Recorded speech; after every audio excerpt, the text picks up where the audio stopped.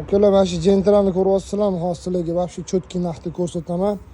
Bozorga tushib, qidirib, bozordan olib, o'tida kraskasi chiqib qoldi degan gaplar bo'lib yurgandan ko'ra mana sizlarga hozir tayyorini ko'rsataman. Hech qanaqa texnik ishi yo'q. Bitta dona mana shu joyida kraskasi bor, qolgan joylari ideal holatda bo'lib turibdi. Bu ham rasmi bor ekan, qirilganicha sepilgan ekan.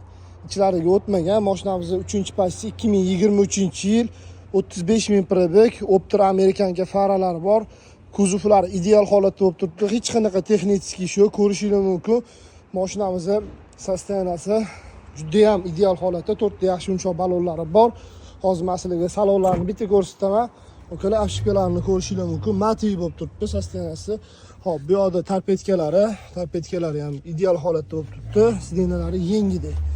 Salonimizning orqalari ham afshikalarni ko'rishingiz mumkin. Yengidek holatda bo'lib turibdi. Sidenalari yangi. İşte. Hop, okalar. 2023-yil 35.000 yurgan 3-passi. Bitta 10 kilosida bor. Hop, biz bu mashinamizni sizlarga egalar bilan gaplashdik. 13.700 dollarga beraveramiz. Pastda nomer qoldiramiz. Bemalol telefon qilib baraka qilsanglar bo'ladi.